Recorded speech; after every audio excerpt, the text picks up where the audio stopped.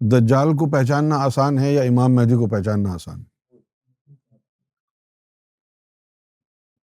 میں اس پر گفتگو کروں گا. ہاں،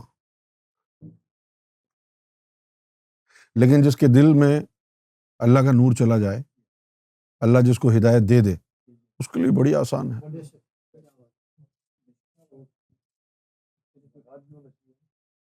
اللہ کا نام ایسے تو نہیں جائے گا بغیر ہاتھ کے. بغیر ہاتھ کے اللہ کا نام کدھر جاتا ہے؟ یہ جو دل میں نور جانا اور دل کا اللہ اللہ کرنا، یہ اسلام کی جو ہے ریڑھ کی ہڈی ہے. سارا اسلام اسی پر ہے. سارا سارا قرآن جو ہے اسی پر ہے. عام زندگی میں جب ہم ایک دوسرے کے بارے میں بات کرتے ہیں تو ہمیں وہ لوگ پسند آتے ہیں کہ جو سچے ہوں. کچھ لوگ ایسے ہوتے ہیں جن کے دو منہ ہوتے ہیں. آپ کے سامنے جائیں گے تو آپ کی تعریف کریں گے اور آپ کی پیٹھ پیچھے آپ کی برائی کریں گے. یہ دو منہ ہو گئے. ایسے لوگوں کو بھی ہم دنیا داری کے طور پر بھی بول دیتے ہیں یہ منافق ہے. اس کے دل میں کچھ ہے، زبان میں کچھ ہے. ایسے آدمی کو کوئی بھی پسند نہیں کرے گا. لیکن اب زمانہ ایسا آ گیا ہے کہ ایسے ہی لوگوں کو پسند کیا جاتا ہے. سچ بولنے والے کو جو ہے نا کہتے ہیں یہ بیوقوف ہے. نہیں، اسی طرح اللہ کو بھی وہ لوگ پسند ہیں جو سچے ہیں. ٹھیک ہے نا. اللہ تعالیٰ نے بھی قرآن میں جو مومنوں کو نصیحت فرمائی ہے، اس نصیحت میں اللہ تعالیٰ نے یہ فرمایا کونوا مع الصادقین، کہ تم جو ہے صادقین کی صحبت اختیار کرو. اب ہمارے اس دور کے مسلمانوں میں جو فرقے بنے ہوئے ہیں، انہوں نے ایک عجیب گمراہ کن پروپیگنڈا پھیلا دیا ہے کہ بتاؤ جی قرآن میں کہاں لکھا ہے کہ ولیوں کے پاس جاؤ، صوفیوں کے پاس جاؤ. کہاں لکھا ہے؟ یہ لکھا ہے نا کونوا مع الصادقین، صادقوں کے ساتھ ہو جاؤ. یہ الگ بات ہے کہ آج کے مسلمان کو یہ نہیں معلوم کہ صادق کون ہے اور صادق ہوتا کیا ہے. لیکن جیسے ابھی یہ قرآن مجید کی آیت ہے یا ایھا الذین آمنوا اتقوا اللہ وکونوا مع الصادقین. یا ایھا الذین، اے وہ لوگو، یا ایھا الذین، اے وہ لوگو، آمنو، جو مومن بن چکے ہو. اب یہ خطاب ان سے ہو رہا ہے. یہ خطاب کن سے ہے؟ جو مومن بن گئے. یاد کریں وہ آیت سورہ اعراف کی، قالت الاعراب آمنا، کہ اعرابیوں نے کہا کہ ہم مومن ہیں. قل لم تؤمنوا، کہہ دو کہ یہ مومن نہیں ہیں. ولکن قولوا اسلمنا، بلکہ ان کو کہنا چاہیے کہ یہ اسلام لا کے مسلمان ہوئے ہیں. ولما يدخل الایمان فی قلوبکم، مومن یہ تب بنیں گے جب ایمان ان کے دلوں میں اتر جائے گا. یہ قرآن ہے. تو صرف زبانی کلمہ پڑھنے سے آدمی مسلمان ہوتا ہے. مومن تب بنتا ہے جب کلمہ اس کا دل پڑتا ہے. یہ میں اپنی بات نہیں کہہ رہا، یہ تو قرآن مجید میں لکھا ہے. اب جن کے دلوں میں کلمہ اتر گیا ہے اب ان کو خطاب ہو رہا ہے. سورہ توبہ میں ہے کہ یا ایھا الذین آمنوا اتقوا اللہ، کہ اے وہ لوگو جو مومن بن چکے ہو، کچھ خدا کا خوف کرو، اللہ سے ڈرو اور وَكُونُوا مَعَ الصَّادِقِينَ، اور صادقین کی صحبت اختیار کرو، صادقین کی صحبت اختیار کرو۔ اب جاننا یہ ہے کہ صادق کون ہے۔ اب میں ایک چھوٹی سی مثال آپ کو دوں گا۔ اسلام کی جو پہلی کنڈیشن ہے، پہلی جو شرط ہے، وہ ہے اقرار باللسان و تصدیق بالقلب۔ صحیح ہے؟ اقرار باللسان و تصدیق بالقلب۔ اب مسلمانوں کو یہ تو یاد ہے کہ زبان سے کلمہ پڑھنا ہے، اس کا جو دوسرا جز ہے تصدیق بالقلب، اس کے بارے میں نہیں جانتے کہ یہ تصدیق بالقلب کیا ہے۔ قرآن مجید میں ایک آیت اور ہے، بڑی ضروری آیت ہے، اور وہ آیت کہتی ہے کہ یا رسول اللہ صلی اللہ علیہ وسلم، کیا آپ نے اس شخص کا حال نہیں دیکھا جس نے اپنی خواہش نفس کو اپنا معبود بنا رکھا ہے؟ یا رسول اللہ، کیا آپ نے اس شخص کو نہیں دیکھا جس نے اپنی خواہش نفس کو اپنا معبود بنا رکھا ہے؟ معبود بنانا کیا ہے؟ کہ جو ہمارے نفس کی خواہش ہو اس سے ہم اس پر قابو بھی نہ کریں، اپنے نفس پر، ہمیں ضبط بھی حاصل نہ ہو اپنے نفس پر۔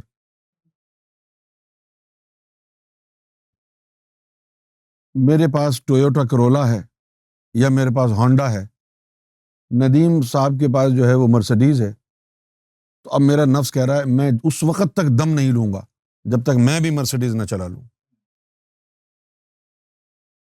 ایک تو طمع ہو گیا، حسد ہو گیا،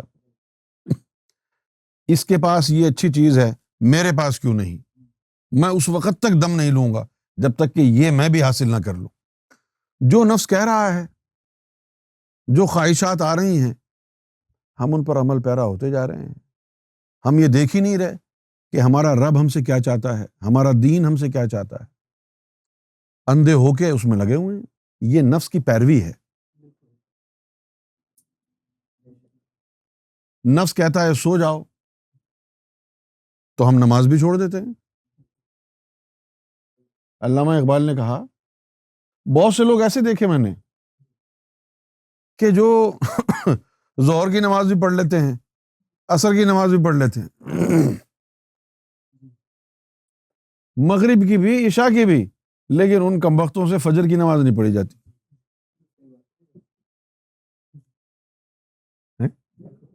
کیوں نہیں پڑھی جاتی؟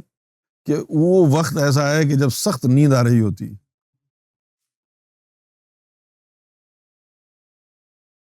علامہ اقبال نے فرمایا ہم سے کب پیار ہے، ہاں نیند تمہیں پیاری ہے۔ نفس نے کہا سوتا رہے تو سوتے رہ گئے۔ حقیقی معبود تو اللہ ہے نا، کیوں بھائی؟ اس کی اذان ہو رہی ہے، حی علی الصلاۃ، آ جاؤ بھلائی کی طرف، نماز کی طرف آ جاؤ، حی علی الصلاۃ، آ جاؤ صلاۃ کی طرف، حی علی الفلاح، آ جاؤ فلاح کی طرف، اور ہم سو رہے ہیں۔ اب ہم کس کی بات مان رہے ہیں؟ اپنے معبود حقیقی کی بات مان رہے ہیں یا اپنے نفس کی پیروی کر رہے ہیں؟ تو اس کے لیے قرآن مجید نے کہا یا رسول اللہ، کیا آپ نے اس شخص کو نہیں دیکھا ہے جس نے اپنے نفس کو اپنا معبود بنا رکھا ہے؟ اب ہم نے وہ تو چھوڑ دیا کہ ہم اذان کی آواز پر کھڑے ہو کر کے فوراً مسجد جا کے نماز پڑھتے، اپنے نفس کی بات مان کے نرم نرم گرم گرم بستر میں سوتے رہے، اور پھر ہم دن میں اٹھے اور پھر ہم نے پڑھا کلمہ لا الہ الا اللہ محمد رسول اللہ، کہ اللہ کے علاوہ کوئی معبود نہیں ہے۔ اللہ اس کو منافقت سمجھتا ہے۔ تو کہہ تو مجھے معبود رہا ہے، لیکن بنا تو نے کسی اور کو معبود رکھا ہے۔ صرف کہنے کی حد تک ہی اللہ کو معبود بنایا ہے، عملی طور پر کہاں اللہ کو معبود رکھا ہے؟ تو ہم جو کہہ رہے ہیں نا لا الہ الا اللہ، اللہ کے علاوہ کوئی معبود نہیں، یہ ہمارے عمل سے ثابت نہیں ہے، کیونکہ جب معبود کو ماننے کی بات آئی تھی صبح، تو اس وقت ہم نے اپنے نفس کی بات مان لی تھی، اپنے نفس کی آواز پر لبیک کہا تھا۔ یہ جو ہے صدق نہیں ہے۔ صدق تب ہوگا کہ جب ہم لا الہ الا اللہ، ایک تو جنرل معنی ہے نا اس کا کہ اللہ کے علاوہ کوئی معبود نہیں ہے، لیکن ایک اس کے گہرے معنی ہے، وہ کیا ہے؟ کہ آپ کے اندر اللہ کے علاوہ کوئی اور معبود نہیں ہے، آپ کے اندر۔ بھئی اس اللہ کے علاوہ تو کوئی معبود نہیں ہے، لیکن آپ کے اندر بھی صرف ایک ہی معبود ہے کیا؟ یا آپ نے اپنے نفس کو بھی معبود بنا کے بٹھا رکھا ہے اندر؟ جن لوگوں نے اپنے نفس کو پاک کر لیا، اپنے نفس کو صاف کر لیا اور نار کی خصلتوں سے چھٹکارا حاصل کر لیا، نفس امارہ سے نفس لوامہ ہو گیا، لوامہ سے الہامہ، الہامہ سے مطمئنہ تک پہنچ گئے اور نفس کی شرارت ختم ہو گئی، اب نفس طہارت پذیر ہو گیا، اب نفس بھی لا الہ الا اللہ محمد رسول اللہ پڑھنے لگا اور اس کا سر جھک گیا اللہ کی بارگاہ میں۔ اب آپ زبان سے جب کہیں گے لا الہ الا اللہ محمد رسول اللہ، تو اب صادق آئے گی بات کہ یہ صحیح کہہ رہا ہے، وہ اللہ جو عرش پر بیٹھا ہے اس کے علاوہ معبود تو نہیں ہے کوئی، لیکن تجھے پڑھنے کے لیے اس لیے بولا کہ تیرے اندر بھی سوائے اس معبود کے کوئی اور نہ ہو۔ ابھی تو شیطان بیٹھا ہوا ہے۔ کسی بزرگ نے کہا ہے کہ زبانی کلمہ ہر کوئی پڑھتا ہے، پر دل کا کلمہ کوئی کوئی پڑھتا ہے۔ دل کا کلمہ مومن پڑھتے ہیں، وہ کیا جانے جو صرف گلوں سے کلمہ پڑھتے ہیں۔ یہ میں نے اردو میں تشریح کی ہے، اس کی ہے پنجابی میں۔ یہ زبانی کلمہ ہر کوئی پڑھدا، پر دل دا پڑھدا کوئی ہو، دل دا کلمہ عاشق پڑھ دے کی جانن یار گلوئی ہو۔ جو گلے سے کلمہ پڑھتے ہیں ان کو کیا پتا کہ دل کا کلمہ کیا ہے۔ صادق اس وقت بنیں گے ہم جب ہمارے اندر، ہمارے دل میں، ہمارے سینے میں، ہماری روح میں جو ہم نے ایک چھوٹا سا شیطان لطیفہ نفس بٹھا رکھا ہے، اس کی پیروی چھوڑ دیں گے اور اپنے قلب و قالب، اپنے جسم اور روح کو اللہ کی تابع داری میں دے دیں گے۔ ہمارا قلب، ہماری روح، ہمارا جسم، ہمارا ذہن، سب کچھ نور کے تابع ہو جائے گا، احکامات الہی کے تابع ہو جائے گا۔ اس وقت جب ہم پڑھیں گے لا الہ الا اللہ محمد رسول اللہ، تو پھر یہ صدق ہوگا۔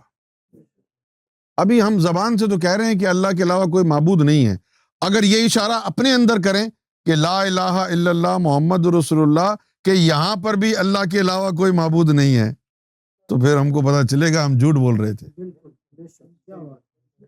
وہاں تو اللہ کے علاوہ کوئی معبود نہیں ہے، یہاں بھی اللہ کے علاوہ کوئی معبود ہے یا نہیں؟ یا صرف اللہ ہی معبود ہے یہاں؟ اگر یہاں بھی اللہ ہی معبود ہے تو تو شیطان کی پیروی کیوں کر رہا ہے؟ اس کا مطلب ہے جھوٹ بولتا ہے۔ کیا تیرا نفس بھی اللہ کے تابع ہے؟ کیا تیرا قلب بھی اللہ کے تابع ہے؟ تو پھر یہ صدق کہاں ہے؟ لہٰذا قرآن مجید نے کہا یا ایھا الذین آمنوا اتقوا اللہ، اے وہ لوگوں جو ایمان لے آئے ہو، اللہ سے ڈرو، وکونوا مع الصادقین، اور صادقین کی صحبت اختیار کرو، وہ بتائیں گے تمہیں کہ کلمہ کس طرح پڑھنا ہے۔ اب جن کے پاس یہ تو قرآن ہے، میں نے اپنی طرف سے کوئی بات نہیں کی، حدیث بھی نہیں، سب قرآن مجید ہے، یہ سب قرآن ہے، یہ ہے قرآن کی تعلیم۔ اپنے اندر لا کا مطلب نفی ہے، نہیں، یہ لا کے چاقو سے ہم نے اندر شیطان کو کاٹنا ہے۔ الا اللہ، سوائے پھر معبود کے اندر کوئی نہ ہو۔ لیکن یہ ہوگا کب؟ ابھی تو ہمارے نس نس میں شیطان دوڑتا ہے۔ یہ تب ہوگا کہ جب اللہ کا نام ہمارے دل میں جائے گا۔ دل کا کام ہے خون کو صاف کرنا۔ جو بھی ہم کھانا وانا کھاتے ہیں، جوس پیتے ہیں، کھانا کھاتے ہیں، انڈے کھاتے ہیں، سبزیاں کھاتے ہیں، تو وہ اس لیے کھاتے ہیں کہ اس سے ہمارے جسم میں انرجی آئے، ٹھیک ہے نا، اور ساتھ ساتھ جو ہے ہمارے جو مسلز ہیں وہ بنے اور خون بنے۔ اب جو خون بنتا ہے، اب آپ نے تیل کی چیزیں زیادہ کھا لی ہیں یا تمباکو کھا لیا ہے، تو اس کے جب وہ ہضم ہوگا تو وہ تیل کولسٹرول بن جائے گا۔ اب کولسٹرول والا تیل اگر جسم میں جائے گا تو کبھی یہاں درد کبھی یہاں درد، ایک وقت یہ آئے گا کہ وہ دل تک پہنچ جائے گا کولسٹرول۔ جب وہ کولسٹرول دل تک پہنچ جائے گا تو پھر آپ کے دل کی نالیاں بند ہونے لگیں گی، پھر ہارٹ اٹیک کا خطرہ ہوگا یا اسٹروک کا خطرہ ہوگا، بلڈ پریشر ہائی ہو جائے گا، ہائپر ٹینشن ہو جائے گی۔ یہ تمام چیزیں کیوں ہو رہی ہیں؟ کہ غذا صحیح نہیں کھا رہے نا۔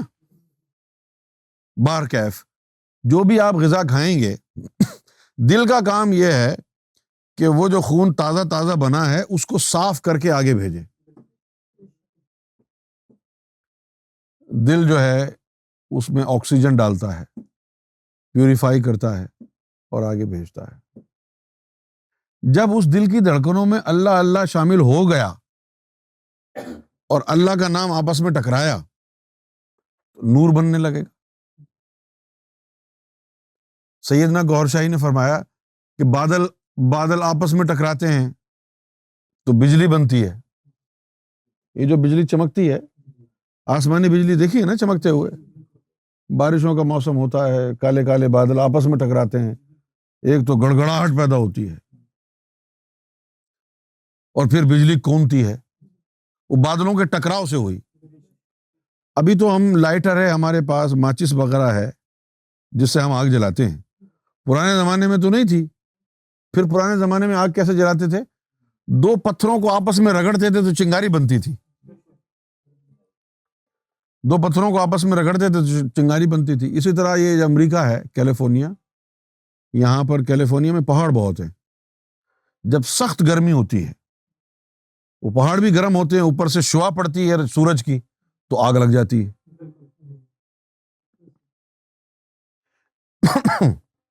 اسی طرح جب لفظ اللہ آپس میں ٹکراتا ہے تو اس سے نور بنتا ہے۔ اب دل کی دھڑکنوں میں اللہ ہو اللہ ہو اللہ ہو اللہ ہو کا ورد شامل ہو گیا دل کی دھڑکنوں میں،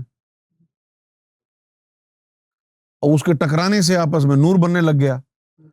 اب وہ جو دل خون صاف کر رہا ہے، آکسیجن دے رہا ہے، آکسیجن کے ساتھ اس خون میں اب نور بھی شامل ہو رہا ہے۔ اب آکسیجن کے ساتھ خون میں وہ نور اس میں شامل ہوتا گیا، اور پھر کیا ہوا کہ جو نسوں میں شیطان دوڑ رہا ہے، پھر وہ نور اس کو نکالے گا، شیطان کو باہر نکالے گا، باہر نکال دے گا۔ ایک وقت آئے گا کہ آپ کے پورے جسم میں، نس نس میں نور پہنچ جائے گا، اور جب آپ کی نس نس میں نور پہنچ جائے گا تو یہ جو روحیں اندر موجود ہیں، یہ روحیں نور سے ٹکرا کے بیدار ہونے لگیں گی۔ جیسے کوئی بے ہوش ہو جائے، سو رہا ہو، آپ پانی ڈالو ان کے اوپر تو فوراً ہڑبڑا کے اٹھ جائے گا۔ اسی طرح جب نور ان روحوں تک پہنچتا ہے تو یہ بھی ہڑبڑا کے اٹھ جاتی ہیں، ارے ارے غذا آ گئی، غذا آ گئی، غذا آ گئی۔ پھر جب یہ بیدار ہو جاتی ہیں نور کے آنے سے روحیں، تو اللہ تعالیٰ نے اپنے خاص بندوں کو بھیجتا ہے، وہ پھر طریقہ سکھاتے ہیں ان روحوں کو کہ اب بیدار ہو گئی ہو، اب تم نے اللہ کی عبادت کرنی۔ پھر ہر روح کو وہ ایک اسم کا ذکر سکھاتا ہے، ہر روح کو۔ پھر وہ روحیں پہلے تو اسم کا ذکر کر کے نورانی ہوتی ہیں،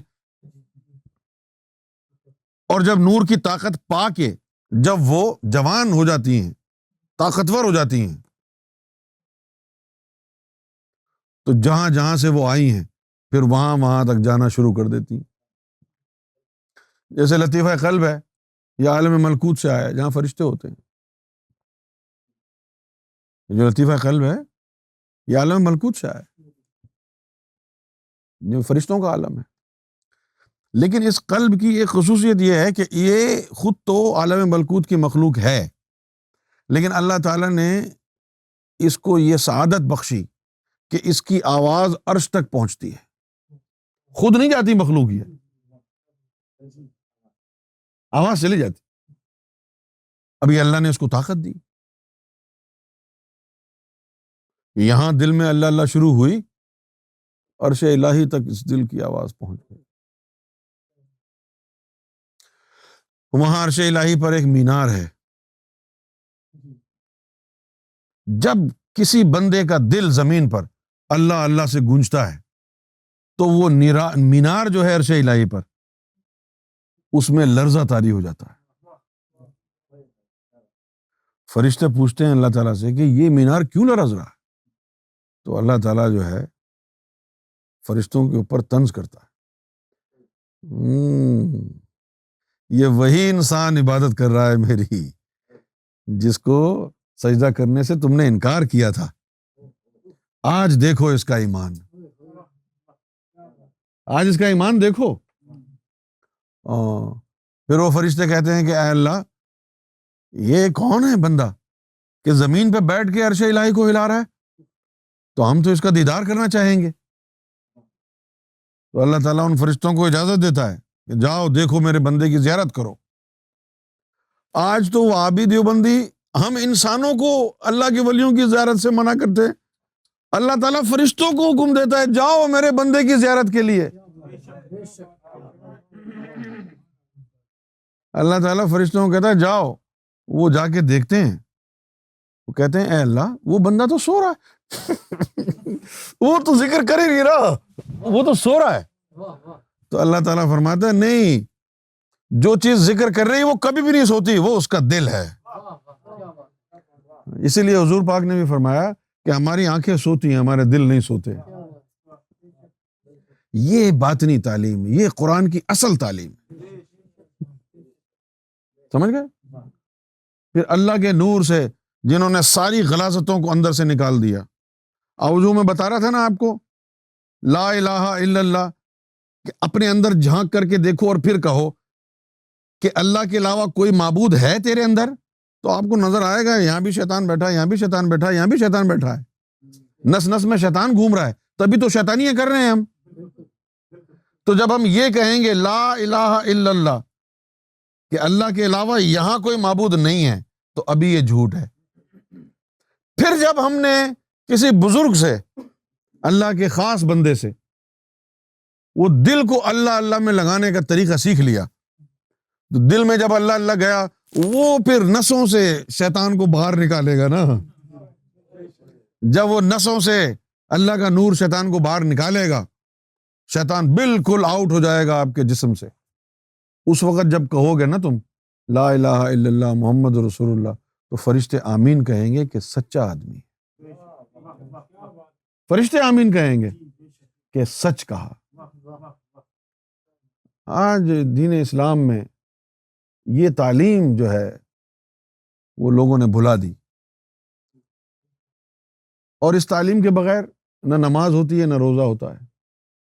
حدیث شریف میں آیا لا صلاۃ الا بحضور القلب، کہ جب تک تیرا دل ہی نماز میں نہیں ہے تو نماز کیسے قبول کرے گا اللہ۔ علامہ اقبال نے کہا اقبال بڑا اپدیشک ہے، اقبال بڑا اپدیشک ہے، من باتوں میں موہ لیتا ہے۔ جیسے مولوی باتیں کرتے کرتے جو ہے آپ کو گرویدہ بنا لیں گے، اپنا بڑی اچھی اچھی باتیں کریں گے۔ اقبال بڑا اپدیشک ہے، من باتوں میں موہ لیتا ہے، گفتار کا قاضی بن تو گیا، کردار کا قاضی بن نہ سکا۔ کردار کا قاضی تبھی بنے گا نا بندہ جب اس کے اندر سے شیطان نکل جائے گا۔ شیطان کو نکالنے کا صرف یہی ایک طریقہ ہے کہ تمہارے دل میں اللہ کا نور جائے، تمہارے دل کو اللہ تعالیٰ ہدایت دے، اور پھر وہ جو نور ہے وہ نسوں میں جائے اور نسوں کے اندر سے نار کو، شیطان کو دھکا دے دے کے باہر نکالے۔ اور جب نس نس میں نور چلا جائے گا، پھر تم زبان سے کہو گے لا الہ الا اللہ محمد رسول اللہ، تو اندر سے بھی آوازیں آئیں گی۔ پھر تم نے جو زبان سے کہا وہ بھی حق ہوا، اور جو تمہارے دل سے آواز نکلی وہ بھی حق ہے۔ اس کو کہتے ہیں مومن صادق۔ یہ سیدنا گوہر شاہی کی تعلیم، یہ سیدنا گوہر شاہی کی تعلیم یہ ہے کہ تم اپنے اندر سے شیطان کو کیسے باہر نکالو گے؟ بھئی ایک دفعہ پڑھ لیا کلمہ کافی ہے نا، بار بار پڑھنے کا کیوں کہا؟ ایک دفعہ پڑھ لیا لا الہ الا اللہ محمد رسول اللہ کافی ہے، بار بار پڑھنے کا کیوں کہا؟ بار بار پڑھنے کا یہ کہا کہ وہ اللہ تو واقعی ایک ہی معبود ہے، تیرے اندر بھی وہی معبود ہے صرف یا نہیں؟ اپنے اندر بھی اس کا تخت بچھانا کہ تیرے اندر بھی وہی معبود آ جائے اور اس کے علاوہ اور کوئی نہ ہو، غیر اللہ تیرے دل سے، تیرے من سے نکل جائے۔ اب یہ جو تعلیم جو میں بتا رہا ہوں، سیدنا گوہر شاہی کے آنے سے پہلے لوگ جنگلوں میں جاتے تھے، شہروں میں یہ تعلیم ملتی نہیں تھی، لہٰذا اس تعلیم کو فروغ حاصل نہیں ہوا، کیونکہ شہروں میں مدرسوں میں یہ تعلیم پڑھائی نہیں، تو لوگ جنگلوں میں چلے گئے۔ جیسے ہمارے امام ابو حنیفہ رحمۃ اللہ علیہ تھے، انہوں نے دور حدیث مکمل کر لیا، دور حدیث مکمل کر لیا، شریعت کی ساری تعلیم حاصل کر لی، سمجھ گئے؟ اور یہ سب کچھ حاصل کرنے کے بعد پھر وہ جنگل میں چلے گئے، تو لوگوں نے کہا جی آپ تو عالم بن گئے ہیں، اب آپ جنگل میں کیوں جا رہے ہیں؟ تو آپ نے کہا کہ وہ تو جو علم میں نے حاصل کیا ہے وہ فائدے والا نہیں ہے، وہ تو صرف دلیل دینے والا علم ہے۔ وہ تو اب جیسے ایسا کریڈٹ کارڈ ہو کہ جس کی لمٹ جو ہے کوئی $50-60 ہی ہو، بس تو بس وہ کہنے کے لیے کریڈٹ کارڈ ہے، نام کی حد تک کا کریڈٹ کارڈ ہے وہ، بس اس کا کوئی خاص کام تو نہیں ہے۔ اسی طرح یہ جو علم ہے، علم ظاہر، شریعت کا علم، یہ صرف دلیل کے لیے ہے۔ امام ابو حنیفہ نے کہا کہ جس علم سے مجھے فائدہ ہوگا جنگل میں وہ علم لینے کے لیے جا رہا ہوں۔ پھر وہ جنگل میں گئے، انہوں نے اپنا نفس پاک کیا، اپنے قلب کو بیدار کیا، اور جب مڑ کے آئے تو کیا کہا کہ میں نے 99 مرتبہ اللہ کا دیدار کر لیا ہے۔ جنگل میں جانے کے بعد کہا نا، پہلے تو نہیں کہا۔ جنگلوں میں وہ علم ان کو ملتا تھا۔ اب ہر آدمی جنگل میں جا نہیں سکتا ہے، حالانکہ یہ وہ دور ہے کہ آج شہروں سے زیادہ جنگل کے اندر سکون ہے۔ حالانکہ یہ جو دور ہے، یہ وہ دور ہے کہ جس میں اب ہم کو سانپ سے ڈر کم لگتا ہے، انسانوں سے زیادہ لگتا ہے۔ یہ وہ دور آ گیا۔ اب یہ وہ دور چل رہا ہے کہ جس میں ہم کو شیر سے ڈر جو ہے وہ کم لگے گا اور انسان سے ڈر زیادہ لگتا ہے۔ اس دور میں اگر جنگل میں کوئی چلا جائے تو بڑے سکون میں رہے گا، لیکن سیدنا گوہر شاہی نے انسانیت کی بھلائی کے لیے جنگل میں جانے کی ضرورت کو ختم کر دی۔ تم اپنا کام دھندا بھی کرتے رہو، بیوی بچے بھی پالتے رہو، اور یہ دل میں اللہ اللہ کرنے کا علم بھی سیکھتے رہو۔ جیسے جیسے دل میں اللہ کا نور جائے گا، وہ نور پورے جسم سے تمہارے شیطان کو نکال دے گا۔ یہ تو ایکسپلینیشن ہو گئی صادقوں کی۔ اس کے بعد پھر میں گفتگو کرنے والا ہوں کہ دجال کو پہچاننا آسان ہے یا امام مہدی کو پہچاننا آسان ہے۔ جن لوگوں کو یہ اعتراض ہے کہ بھئی سرکار گوھر شاہی امام مہدی کیسے ہو سکتے ہیں، تو ان سے سوال یہ ہے کہ کیا تم دجال کو پہچان سکتے ہو؟ چلو امام مہدی کو رہنے دو، دجال کو پہچان لو، پہچان سکتے ہو؟ نہیں، دجال کو بھی وہی پہچانے گا جو امام مہدی کو پہچان سکتا ہے۔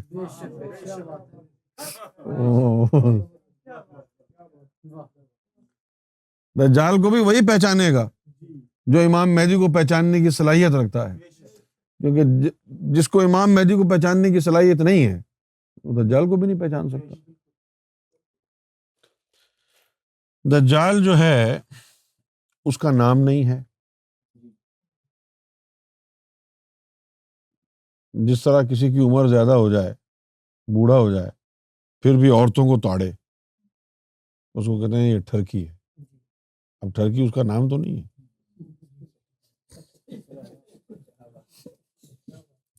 اس کی صفات۔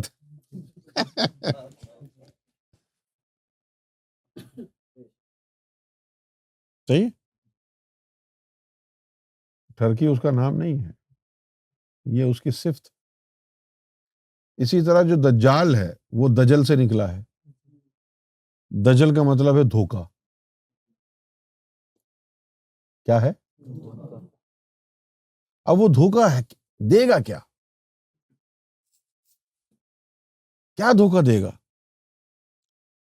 بھائی ایک آدمی کی بڑی سی داڑھی ہو، 5 وقت نماز پڑھتا ہو، روزے بھی رکھتا ہو، قرآن شریف کی تلاوت بھی کرتا ہو، زکوٰۃ بھی دیتا ہو، حج بھی کرتا ہو، عمرے بھی کرتا ہو، اب آپ کو اس کے مسلمان ہونے پہ تو شک نہیں ہوگا نا؟ یا ہوگا شک؟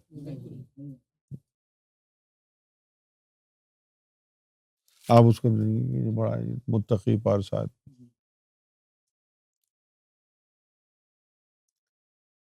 لیکن اگر آپ اسلام کی شرائط دیکھیں تو وہاں لکھا اقرار باللسان تصدیق بالقلب، وہ ظاہری طور پر نمازیں بھی پڑھ رہا ہے، روزہ بھی رکھ رہا ہے، لیکن اندر تو کچھ بھی نہیں ہے، دل تو خالی ہے۔ تو اب جو لوگوں نے دیکھا کہ یہ پارسا اور متقی ہے، یہ دھوکا ہے نا، اللہ کے ہاں تو تیرا کوئی مقام اور مرتبہ ہی نہیں ہے۔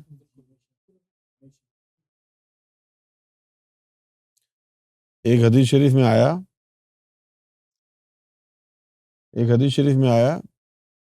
کہ ان اللہ لا ينظر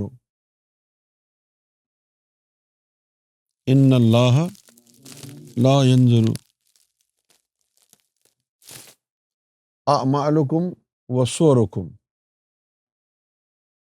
کہ اللہ تعالیٰ نہ تمہارے شکلیں دیکھتا ہے، صورتیں دیکھتا ہے، نہ تمہارے اعمال دیکھتا ہے، ولیکن ينظر الی قلوبکم ونیاتکم، وہ تو چمکتے ہوئے دلوں کو دیکھتا ہے۔ اگر جو تم نمازیں پڑھ رہے ہو اور تمہارا گمان ہے کہ یہ جو تمہاری نمازیں ہیں یہ بالکل ٹھیک ہیں، تو قرآن شریف میں ایک آیت آئی کہ فویل للمصلین الذین هم عن صلاتهم ساہون، اور آگے جو اللہ نے بڑے خطرناک الفاظ لکھے ہیں وہ کیا ہیں؟ ہم یراؤن، وہ صرف دکھاوا کر رہے۔ اب یہ قرآن ہے۔ فویل کا مطلب ہے تباہی، ویل کا مطلب تباہی ہے۔ جیسے کہ یہ جو عربی لوگ ہوتے ہیں، جب کوئی ان کو نقصان ہو جائے تو کہتے ہیں یا ویلی یا ویلی یا ویلی یا ویلی۔ ہاں، تو وہ جو ویل جو ہے، ویل کا مطلب تباہی ہے۔ فویل، فا جو ہے مستقبل کی طرف اشارہ ہے کہ تباہ ہو جائیں گے۔ کیا ہے مطلب اس کا؟ مسلین، وہ نمازی، تباہی ہے ایسے نمازیوں کے لیے، الذین ہم عن صلاتہم ساہون،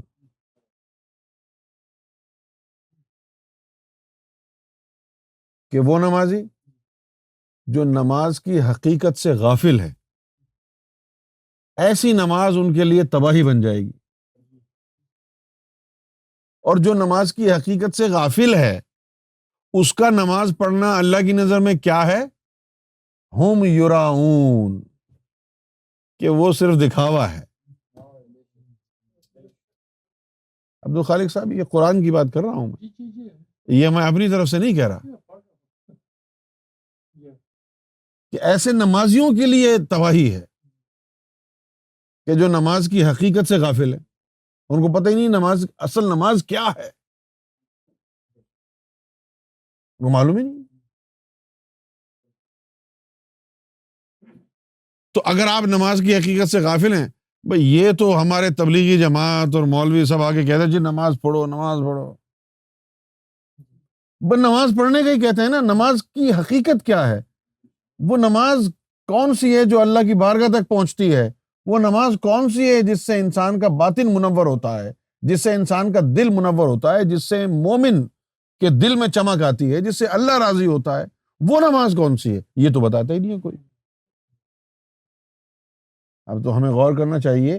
فویل للمصلین الذین هم عن صلاتهم ساہون، کہ تباہی ہے ایسے نمازوں کے لیے، نمازیوں کے لیے، کہ جو نماز حقیقت سے غافل ہیں۔ الذین هم یراؤن، اور یہ لوگ صرف دکھاوا کر رہے ہیں۔ اب کیسے پتہ چلے گا کہ نماز حقیقت سے غافل ہیں اور دکھاوا کر رہے ہیں ہم؟ کسی بھی نمازی کو یہ کہو تو کہے گا جی یہ میرے لیے نہیں ہے، میں دکھاوا کہاں کر رہا ہوں؟ لیکن یہ جو دکھاوا ہے، ایک تو دکھاوا وہ ہوتا ہے نا کہ لوگوں کے ساتھ نماز پڑھنا ہے، جن لوگوں کو پتہ چل گیا کہ یہ نمازی ہے، ایک تو یہ ہے نا دکھاوا۔ لیکن اللہ کی نظر میں تو اکیلا بھی ایسی نماز پڑھے تو دکھاوا ہوگا۔ وہ کیسے؟ سب سے پہلے تو یہ جانیں آپ کہ آپ کی نماز درست ہے یا نہیں، کیونکہ یہ ان نمازیوں کے لیے تباہی کا جو ہے اندیہ دے دیا ہے اللہ نے، ان نمازیوں کی تباہی کا اندیہ دے دیا ہے اللہ نے، کہ جو نماز حقیقت سے غافل ہیں۔ اب یہ اگر کہہ دیا جائے جی آپ کی نماز جو ہے وہ صحیح نہیں ہے، تو آپ کہیں گے میں نے وضو بھی صحیح کیا ہے، ہیں؟ پھر نیت بھی میں نے کر لی، کعبے کی طرف کھڑا بھی ہو گیا منہ کر کے، نیت کر لی، آیتیں بھی بالکل ٹھیک پڑھی ہیں میں نے، رکوع بھی کیا، سجدے میں بھی گیا، قعد میں بھی گیا، سب تو ٹھیک تھا، غلطی کہاں تھی؟ ٹھیک ہے، کوئی مانے گا ہی نہیں کہ میری نماز غلط تھی اور یہ میرے لیے آیا ہے، تو تباہی کہاں ہے پھر؟ اب اللہ نے کہا کہ ایسے نمازیوں کے لیے تباہی ہے، تو وہ تباہی نظر آئے گی نا۔ اگر آپ انہی نمازیوں میں سے ہیں جن نمازیوں کو تباہی کا اللہ تعالیٰ نے اندیہ دیا ہے، تو پھر وہ تباہی نظر آئے گی آپ کو۔ لیکن اگر آپ کا ضمیر ہی مر گیا تو وہ تباہی بھی تباہی نہیں لگے گی آپ کو۔ اب دیکھو، یہ مسلمان آج کا کوئی وہابی ہے، کوئی سلفی ہے، کوئی شیعہ ہے، کوئی سنی ہے، کوئی بریلوی ہے، حضور نے فرمایا کہ یہ سارے جو ہے جہنمی ہیں، ناری ہیں۔ جنت میں تو وہ جائیں گے، نجات تو ان کی ہوگی جو میری سنت پر، میرے قاعدے پر اور قرآن پر عمل پیرا ہوں گے۔ سب دعویٰ یہی کرتے ہیں کہ ہم تو قرآن پہ عمل پیرا ہیں۔ اگر یہ سب قرآن پر عمل پیرا ہیں تو پھر الگ الگ کیوں ہیں؟ شیعہ کا قرآن کوئی اور ہے، لیکن شیعہ کی باتیں اور ہیں، سنی کی باتیں اور ہیں، وہابی کی باتیں اور ہیں، اہل حدیث کی باتیں اور ہیں۔ جب تم سب قرآن کو مانتے ہو تو پھر تمہارے فرقوں میں اتنا تضاد کیوں ہے؟ شیعہ کا فلسفہ اگر قرآن سے آتا تو وہابی انکار کیسے کر سکتا تھا؟ وہابی کا فلسفہ اگر قرآن سے آتا تو سنی انکار کیسے کر سکتا تھا؟ تو تم سب کو مغالطہ ہے کہ تم قرآن پر عمل کر رہے ہو۔ تم سب کو مغالطہ ہے کہ تمہاری نمازیں درست ہیں. میں جھانک کے کہہ سکتا ہوں کہ تمہاری نماز ٹھیک ہے، تمہاری خراب ہے، لیکن میں کہوں گا نہیں، کیونکہ میری کوئی اتھارٹی نہیں ہے. قرآن مجید سے پوچھیں کہ نماز کس کی صحیح ہے. کیوں بھائی؟ پاکستان میں حضرت صاحب کو بھی پتہ ہوگا، خیر حضرت صاحب نے 35 سال کراچی میں گزارے، اگر کسی گاؤں پنڈ میں رہتے تو زیادہ پتہ چلتا آپ کو. پاکستان کی گاؤں اور دیہات اور جو پنڈ ہے نا، وہاں پر وہ جو کمپاؤڈر ہوتا ہے، شہر میں 2 سال کسی ڈسپنسری میں کام کر کے آتا ہے، ٹیکے ویکے لگا کے کمپاؤنڈری کر کے، اور دیہات میں جا کے ڈاکٹر بن کے بیٹھ جاتا. معلوم ہوگا آپ کو، ہے نا؟ اچھا، اب وہ لوگوں کو دیہات میں پتہ ہی نہیں ہے کہ بھئی یہ ڈاکٹر ہے بھی یا نہیں ہے. لوگ آتے ہیں، وہ ٹیکہ لگاتا ہے، ان کو آرام آ جاتا ہے، ویل اینڈ گڈ. اب کسی کو کیا پڑی ہے جاننے کی کہ ڈاکٹر ہے یا نہیں ہے؟ جی آرام آ جاتا ہے، وہ ہے نہیں ہے تو ہمیں کیا پرواہ ہے. لوگوں کو اپنے کام سے مطلب ہے. اگر اس کی دوائی سے آرام نہ آئے تو پھر لوگوں کو شک ہوگا کہ یار اتنے لوگ جاتے ہیں، یہ ٹیکے پہ ٹیکہ لگاتا ہے، نہ کسی کی کھانسی ٹھیک ہوئی، نہ کسی کا بخار ٹھیک ہوا، نہ کسی کے نزلہ ٹھیک ہوئی، یہ ڈاکٹر ہے بھی یا نہیں ہے؟ تب ہوگا. اور اگر سب کو آرام آنے لگ جائے پھر کسی کو خیال ہی نہیں آئے گا کہ یہ ڈاکٹر ہے بھی یا نہیں ہے. اسی طرح کی ایک آیت قرآن مجید میں ایسی ہے کہ جو بھانڈا پھوڑ دیتی ہے کہ نماز صحیح ہے یا غلط ہے. قرآن شریف اس میں ایک آیت کہتی ہے، اللہ تعالیٰ نے فرمایا ان الصلاۃ تنہی عن الفحشاء والمنکر ولذکر اللہ اکبر. یعنی نماز برائیوں سے اور بے حیائی سے روک دیتی ہے. نماز اگر آپ نماز بھی پڑھ رہے ہیں، فراڈ بھی کر رہے ہیں، بے حیائی بھی کر رہے ہیں، تو اب آپ مجھے خود ہی بتا دیں، اگر وہ نماز اللہ کی بارگاہ میں قبول ہوتی تو تجھے برائی اور بے حیائی سے روکتی. قرآن جھوٹ نہیں بول سکتا نا. قرآن نے جب کہہ دیا کہ نماز برائی سے روکے گی، تو نماز بھی پڑھتا ہے، برائی بھی کر رہا ہے. اور یہ بھی نہیں کہ چلو آج ہی میں نے نماز شروع کی ہے، یار تھوڑا وقت تو مجھے سدھر جاؤں گا. 10 سال 20 سال ہو گئے لوگوں کو نمازیں پڑھتے ہوئے، اس کے باوجود بھی برائیوں میں. ارے لوگوں کے پر کیا اثر ہوگا تبلیغ کا اور نمازوں کا؟ جو تبلیغ کرنے والے، جو دین کے ٹھیکیدار بنے ہوئے ہیں، جب 25 30 سال نمازیں پڑھنے کے بعد آج بھی مسجدوں میں لونڈے بازی کرتے ہیں، لوگوں کی عزتیں برباد کرتے ہیں، اللہ کا نام بیچتے ہیں، رسول کی بارگاہ میں گستاخی کرتے ہیں، لوگوں کا مال کھاتے ہیں. مسجد میں چلے جائیں تو اب جیسے حضرت صاحب نے بتایا $1,60,000 لے کے غبن کر کے چلا گیا، اور پھر سزا میں آ گیا، اللہ نے سزا دی اس کی، قومے میں چلا گیا. تو نماز اگر برائیوں اور بے حیائیوں سے آپ کو روک رہی ہے، گڈ نیوز، تم واقعی نماز پڑھ رہے ہو. بھئی بندے کو کھانسی نزلہ بخار ہے، روز آ کے کھانستا ہے، روز اس کی جو ہے وہ حالت پتلی ہے، ہم کہیں گے یار تم ڈاکٹر کے پاس جاؤ، دوائی وغیرہ لو. اور وہ کہہ رہا ہے کہ جی میں دوائی لے رہا ہوں، 1 مہینہ ہو گیا، ہم کو پھر غصہ آ جائے گا، ہم کہ جھوٹ بول رہا ہے یار، دیکھو جا کے یہ دوائی لے بھی رہا ہے یا نہیں لے رہا ہے. کیونکہ ایسا ممکن ہی نہیں ہے کہ آپ دوائی کھاؤ اور آرام نہ آئے. تو ایسا ممکن کیسے ہوگا کہ جب قرآن نے کہہ دیا ہے کہ نماز برائی اور بے حیائی سے روکے گی، تو نماز بھی پڑھ رہا ہے اور برائی بھی کر رہا ہے، یہ کیسے ممکن ہے؟ اس کا مطلب ہے کہ تو نماز کی حقیقت سے غافل ہے، تیری یہی نماز تجھے تباہ کر دے گی. اچھا وہ تباہ کیسے کرے گی؟ نماز حقیقت کو تجھے تو پتہ ہی نہیں تھا، ایسی ٹکرے مار کے مسجد میں تو آ گیا، ایک دن بے نمازی کو بڑی حقارت سے دیکھا، کہا کہ میں اس سے افضل ہوں، یہ بے نمازی ہے، میں نمازی ہوں، میں اس سے بہتر ہوں. اور بھول گیا کہ عزازیل کو جو ہے اسی تکبر کی وجہ سے مات ہوئی تھی. وہ جب آدم صفی اللہ کا پتلا بنایا جا رہا تھا جنت میں، اور اللہ نے فرشتوں کو حکم دیا کہ اس کے آگے جھکو، سجدہ کرو، اس کو میرا حکم ہے، تو اس نے کہا اللہ تعالیٰ کو کہ انا من النار وہو من الطین انا خیر منہ، کہ مجھے آپ نے آگ سے بنایا ہے، یہ مٹی سے بنایا ہے، میں اس سے بہتر ہوں، میں کیسے اس کے آگے جھکوں گا؟ تو یہ اکڑ، یہ تکبر تو ابلیس کی میراث ہے۔ تو نمازی ہو کے تکبر کا شکار ہو گیا۔ نماز تو برائی سے روکتی ہے، تجھے برائی میں ملوث کیسے کر دیا؟ کیونکہ وہ نماز ہی نہیں تھی نا، تیرے اندر تو تکبر آ گیا۔ تکبر کے لیے حدیث شریف میں آیا ہے کہ رائے برابر بھی کسی کے قلب میں تکبر ہوا تو وہ جنت کے قابل ہی نہیں۔ یہ کون سی نمازیں ہیں جس نے تجھے لوگوں کو حقیر سمجھنے کی جو ہے وہ صلاحیت پیدا کر دی؟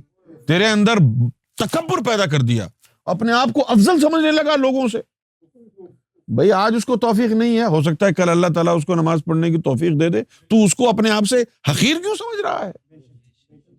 یہی وہ نمازیں ہیں جو انسان کو تباہ کر دیتی ہیں۔ اصل نماز پھر کیا ہے؟ اصل نماز پھر کیا ہے؟ اصل نماز میں وہی مسئلہ ہے، اقرار باللسان تصدیق بالقلب والا۔ حضور پاک نے فرمایا لا صلاۃ الا بحضور القلب، کہ جو نماز پڑھ رہے ہو، جو زبان سے پڑھ رہے ہو، وہی تمہارا قلب بھی پڑھے، نماز حاضر، نماز میں قلب حاضر ہو، پھر وہی قلب تمہارا نماز کو اوپر بھیجے گا اللہ کی طرف، وہ نماز ہوگی۔ سمجھ گئے؟ اب اس مثال سے میں آپ کو سمجھانا چاہ رہا ہوں دجال کیا ہے۔ اب ہم دیکھ رہے ہیں کہ 5 وقت کی نمازی ہے، تو اب ہمیں دھوکا ہے یہ کہ یہ بڑا متقی آدمی ہے، ہم کو کیا پتا کہ اس کے دل میں تو کفر بھرا ہوا ہے، دھوکا ہو گیا نا اس کی نمازوں سے۔ اسی طرح جو دجال ہوگا اس کے پاس ظاہری علم ہوگا، لوگ اس کو بہت بڑا امیر المومنین سمجھیں گے، بہت علم ہوگا اس کے پاس، شریعت کا علم ہوگا، کوڑے لگوائے گا، سخت شریعت نافذ کرے گا، نمازیں بھی پڑھوائے گا، حج بھی کروائے گا، سب کچھ کرے گا، اور ان کے ان کاموں سے لوگ یہی کہیں گے کہ اس سے زیادہ بہتر امیر المومنین کون ہوگا؟ یہ خود بھی نمازیں پڑھتا ہے، لوگوں کو بھی پڑھواتا ہے، خود بھی اسلام کا شہدائی ہے، اور پوری دنیا میں اسلام کا غلبہ کرنا چاہتا ہے۔ دھوکہ یہی ہوگا کہ وہ اقرار باللسان میں ہوگا، اس کا دل کالا ہوگا، اس کے دل میں شیطان بیٹھا ہوا ہوگا۔ جس کے پاس باطنی علم نہ ہو، جس کا دل سیاہ ہو، وہ دجال ہی ہے۔ کیوں دجال ہے؟ کہ وہ لوگوں کو دھوکہ دے رہا ہے نا۔ ایک حدیث شریف میں آیا، آپ صلی اللہ علیہ وسلم نے فرمایا اتقوا عالم الجاہل۔ صحابہ کرام پریشان ہو گئے کہ بھئی یہ کیا بات ہوئی؟ جس طرح ہم پاکستان میں کہتے ہیں نا کہ اگر کوئی یعنی الٹی سیدھی باتیں کرے تو ہم اور دیکھتے ہیں کہ یہ یونیورسٹی کا گریجویٹ ہے، پھر کہتے ہیں یار یہ تو پڑھا لکھا جاہل ہے، اتنا اس نے تعلیم حاصل کی، اس کے باوجود بھی اس کو اٹھنے بیٹھنے کی تمیز ہی نہیں ہے، تو اس کو ہم کہتے ہیں یہ پڑھا لکھا جاہل ہے۔ اسی طرح حضور پاک نے بھی کہا کہ بھائی جاہل عالم سے ڈرو، جاہل عالم سے ڈرو۔ اب یہ دو باتیں جو ہو گئی ایک دوسرے کی ضد ہیں، اب یہ ایک دوسرے کی ضد ہو گئی نا کہ یا رسول اللہ قیل من عالم الجاہل یا رسول اللہ صلی اللہ علیہ وسلم، انہوں نے کہا یا رسول اللہ عالم بھی اور جاہل بھی؟ آپ نے فرمایا کہ عالم اللسان و جاہل القلب، کہ جس نے زبان کو تو علم سکھا دیا لیکن دل تو اس کا جاہل رہا نا، یعنی اسود، یعنی کالا سیاہ رہا۔ جو زبان کو سکھانا ہے وہی دل کو بھی سکھانا ہے، اگر زبان میں بھی وہی ہے دل میں بھی وہی ہے تو صادق ہے۔ امام مہدی اور دجال کا فرق یہی ہوگا کہ دجال کے پاس صرف ظاہری علم ہوگا، وہ اسی کی بات کرے گا صرف، اور امام مہدی کے پاس ظاہری علم بھی ہوگا، باطنی علم بھی ہوگا، اقرار باللسان کا بھی کہیں گے، تصدیق بالقلب کا بھی کہیں گے۔ پھر جو بھی تمہارے دلوں کو منور کرنے کی بات کرے وہ امام مہدی یا اس کا گروہ ہوگا، اور جو صرف ظاہری شریعت کی طرف لے کے جائے اور اس تعلیم کو باطل قرار دے جو کہ قرآن کا مغز ہے وہ دجال ہوگا۔ میں نے مختصراً بتا دیا ہے یہ، جو صرف علم ظاہر کی بات کرے گا۔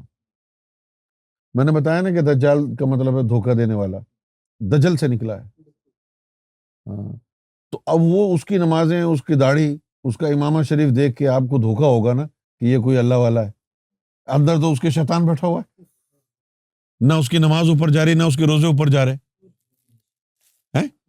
جتنی بڑی داڑھی اتنا بڑا شیطان، جتنا بڑا امامہ اتنا بڑا حرامی۔ یہ دیکھو حج کرنے کے لیے جاتے ہیں، مڑ کے چور ہو جاتے ہیں۔ پاکستان میں تو آج جو ہے وہ چور کو حاجی صاحب کا لقب دیا ہوا انہوں نے۔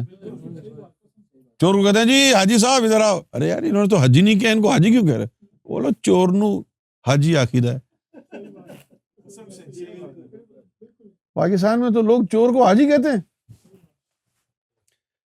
اب اس کا حج اگر اللہ کی بارگاہ میں مقبول ہوا ہوتا تو دنیا مذاق اڑاتی۔ اگر تیری نمازیں اللہ کی بارگاہ میں مقبول ہو جاتی تو تجھے برائی سے روک دیتی نا۔ اب یہ ہمارے جو مولانا ڈیزل ہیں، فضل الرحمان صاحب مولانا بھی ہیں، مسرت شاہین کا ڈانس بھی دیکھتے ہیں ٹھمکے، دوسروں کو کہتے ہیں کہ اسلام میں فحاشی حرام ہے، خود جو ہے وہ ٹھمکے دیکھتے ہیں۔ نہیں، ان کا تو افیئر چلا مولانا صاحب کا مسرت شاہین سے، یہ تو پاکستان میں سبھی جانتے ہیں۔ تو ایسے ہوتے ہیں مسلمان، یہ تو شہوت زدہ باتیں ہیں۔ اگر نماز ان کی صحیح ہوتی تو ان کو برائی اور بے حیائی سے روکتی نا۔ صرف مولانا صاحب ہی یہ بتا دیں کہ اگر تمہاری نماز ٹھیک ہے تو پھر یا تم غلط ہو یا قرآن غلط ہے۔ ان الصلاۃ تنہی عن الفحشاء والمنکر، نماز برائیوں اور بے حیائی سے روکتی۔ تو بے حیائی کا کام کرتا ہے تو نمازیں کیسے تیری قبول ہوئیں؟ کیسے مان لے کہ وہ تیری نمازیں صحیح ہیں اگر تو بے حیائی میں ملوث ہے؟ کیونکہ اگر تو بے حیائی کر رہا ہے اور تو نمازیں بھی پڑھ رہا ہے تو تو اپنے آپ کو اور ساری دنیا کو دھوکہ دے رہا ہے۔ کیونکہ نماز تو وہ ہے جو قرآن نے کہی ہے، اور قرآن والی نماز کیا کہتی ہے کہ وہ برائی اور بے حیائی سے روکتی۔ نماز تو ایک میڈیسن کی طرح ہے، نماز تو ایک دوا ہے جس میں اللہ نے شفا رکھی ہے۔ تو اللہ میاں کی دی ہوئی دوائی کھا رہا ہے اور تجھے شفا ہی نہیں ہوئی، یہ کیسے ہو سکتا ہے؟